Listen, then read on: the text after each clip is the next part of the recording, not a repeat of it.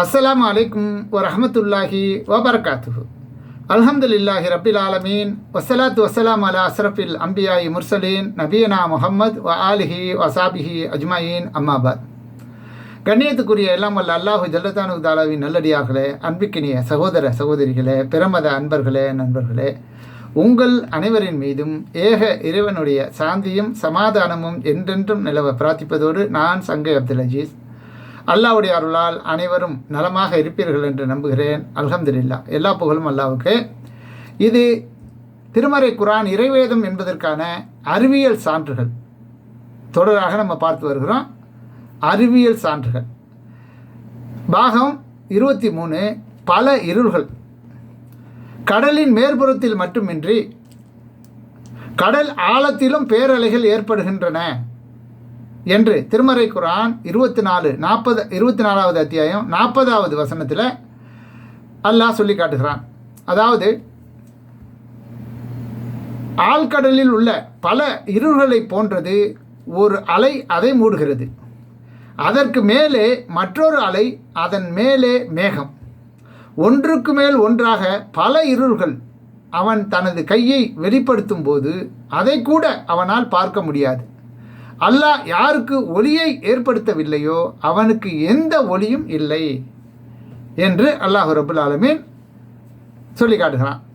அப்போ இது பற்றிய விளக்கங்களில் முக்கியமாக நம்ம கவனிக்க வேண்டியது என்னன்னு கேட்டிங்கன்னா, திருக்குர்ஆனில் ஒளியை பற்றி கூறும்போது அனைத்து இடங்களிலும் ஒளி என்று ஒருமையாக கூறப்படுகிறது. ஆனால் இருளை பற்றி கூறும்போது அனைத்து இடங்களிலும் இருள்கள் என்று பன்மையாக திருக்குர்ஆனில் 2:17, 2:19, 2:20, 2:257, 5:16, 6:1, 6:39, 6:59, 6:63, 6:97, 6:122, 10:27, 13:16, 14:1,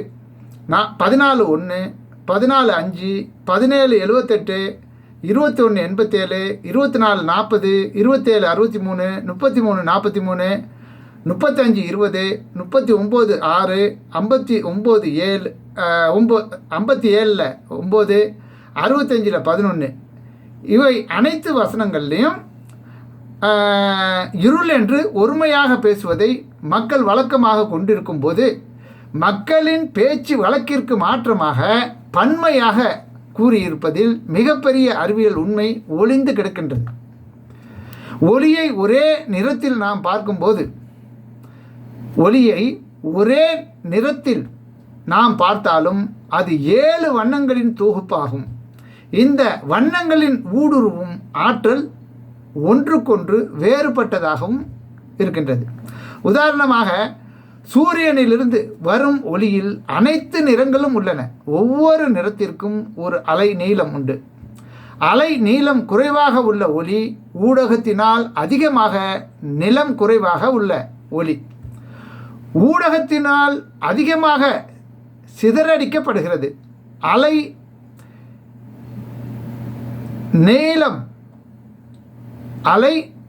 நீளம் அதிகமாக உள்ள ஒளி ஊடகத்தினால் குறைவாக சிதறடிக்கப்படுகிறது. சில வண்ணங்கள் குறுகிய தொலைவுடன் நின்றுவிடும். இன்னும் சில வண்ணங்கள் அதைவிட சற்று தொலைவுடன் நின்றுவிடும். ஒவ்வொரு நிறமும் அதன் அலை நீளத்திற்கேற்ப ஊடுருவாமல் தடுக்கப்படும் போது அந்த நிறத்தை பொறுத்தவரை அது இருளாக இருக்கின்றது. 3 நிறங்கள் தடுக்கப்பட்டு மற்ற நிறங்கள் நன்மை வந்தடைந்தால் அங்கே 3 இருள்கள் ஏற்பட்டுள்ளன என்று பொருள்.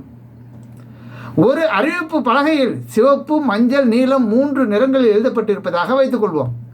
அந்த பலகையின் அருகில் நின்று பார்க்கும்போது 3 நிறங்களில் எழுதப்பட்டதையும் நம்மால் வாசிக்க முடியும். ஒரு குறிப்பிட்ட தொலைவுக்கு அப்பால் சென்று பார்க்கும்போது நீல நிற எழுத்தை நம்மால் பார்க்க முடியாது. அந்த இடத்தில் வெளிச்சம் இருந்தாலும் நீல நிறத்தை பொறுத்தவரை இருளாகி விடுகிறது. இன்னும் சற்று தொலைவுக்கு சென்றால் மஞ்சள் நிறமும் தடுக்கப்பட்டு சிவப்பு நிற எழுத்து மட்டுமே கண்களுக்கு தெரியும். அந்த இடத்தில் வெளிச்சம் இருந்தாலும் நீலம், மஞ்சள் ஆகிய 2 நிறங்களை பொறுத்தவரை 2 இருள்கள் ஏற்பட்டு விடுகின்றன. இவ்வாறு நிறங்களில் அலை நிறுத்தத்திற்கு ஏற்ப அவை ஊடுருவது தடுக்கப்படுவதால் ஒவ்வொரு நிறத்திற்கும் ஒவ்வொரு இருள் ஏற்பட்டு பல இருள்கள் ஏற்பட்டு விடுகின்றன. எனவே இருள் என்று ஒருமையில் கூறாமல் இருள்கள் என்று பன்மையாக திருக்குர்ஆன் கூறுவது மிகப்பெரிய அறிவியல் சான்றாக அமைந்துள்ளது. அதுபோல் ஆழ்கடலில் ஏற்படும் இருள்களை பற்றியும் 24வது அத்தியாயம் 40வது வசனத்தில் திருக்குர்ஆன் விளக்கமாக கூறுகிறது. ஒருவன் கடலுக்குள் மூழ்கும் போது ஆழம் செல்ல செல்ல இருள்கள் அதிகரித்து கொண்டே சென்று முடிவில் தன் கையையே கண் முன்னால் கொண்டு வந்தால் அதை அவனால் காண முடியாத அளவுக்கு கடுமையான இருள்கள் இருக்கும் என்று இவ்வசனம் கூறுகிறது. பட்ட பகலில் கடல் மீது விழும் சூரிய ஒளி சிறிது சிறிதாக குறைந்து காரிருள் ஏற்படுகின்றது என்று விஞ்ஞானிகள் இன்று கண்டறிந்துள்ளார்கள். சூரியனின் வெளிச்சத்தில் ஊதா, கருநீலம், நீலம், பச்சை, மஞ்சள், ஆரஞ்சு, சிவப்பு ஆகிய 7 வண்ணங்கள் உள்ளன. சூரிய ஒளியின் ஒவ்வொரு நிறத்தின் அலை வேகம் மாறுபடுவதால் கடலில் ஒவ்வொரு குறிப்பிட்ட தொலைவில் ஒவ்வொரு நிறமாக தடுக்கப்படுகிறது. சிவப்பு கதிர் கடலில் 15 மீட்டர் வரை தான் செல்லும். 15 மீட்டர் ஆழத்துக்கு மேல் சென்றால் சூரியனின் 6 வண்ணங்கள் தான் தெரியும். அங்கே சிவப்பான பொருட்களை மட்டும் காண முடியாத அளவுக்கு ஒரு இருள் ஏற்படுகிறது. இப்படி ஒவ்வொரு தொலைவிலும் ஒவ்வொரு வண்ணம் தடுக்கப்படும் போது அந்த ஒளியை பொறுத்தவரை இருள் ஏற்படுகிறது. எந்த இடத்தில் அனைத்து வண்ணங்களும் முழுமையாக தடுக்கப்படுகிறதோ அந்த இடத்துக்கு நிகரான இருள் வேறு எதுவும் இருக்க முடியாது என்று விஞ்ஞானிகள் கண்டுபிடித்துள்ளார்கள். கடலுக்குள் 1000 மீட்டர் செல்லும் போது கண்கள் தடுமாறுகின்றன. இறுதியில் நிறங்கள் அடியோடு மறைந்து விடுகின்றன.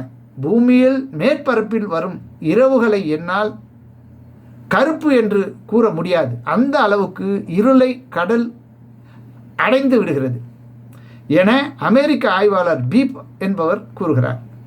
இருள்களில் பல படித்தரங்கள் உள்ளன என்பதும் பூமியின் மேற்பரப்பில் இரவில் ஏற்படும் இருளை விட பட்டப்பகலில் 1000 மீட்டர் ஆழத்தில் கடலுக்குள் சென்றால் கடுமையான இருள் ஏற்படும் என்றும் கண்டறியப்பட்டுள்ளது. தமது வாழ்நாளில் கடல் பயணமே செய்யாத நபிகள் நாயகம் ஸல்லல்லாஹு அலைஹி வஸல்லம் அவர்கள் 1000 மீட்டர் ஆழத்திற்கு சென்று அந்த இருள்களை அனுபவித்து உணர்ந்தவர் போல் இந்த வசனத்தை கூறியிருப்பது நிச்சயமாக திருக்குர்ஆன் இறை வேதம் என்பதற்கு சான்றாக அமைந்துள்ளது. கண்ணியத்துக்குரிய சகோதரர்களே, இப்படிப்பட்ட அறிவியல் சான்றுகளை மிக தெளிவாக நாம் உணர்ந்து அல்லாஹுவின் படைப்பாளனின் நம்பிக்கை அதிகமாகி நம்முடைய நடத்தை ஒழுங்காக சரியாக இறைவனுக்கு கட்டுப்பட்ட மூமினாக அமைய வேண்டும் என்பதற்காகவே இந்த காணொலியை உங்கள் முன் சமர்ப்பிக்கிறேன். நன்றி ஃபார் வாட்சிங். தேங்க்ஸ் ஃபார் வாட்சிங். ஜஸாக்கல்லாஹ் ஹைர்.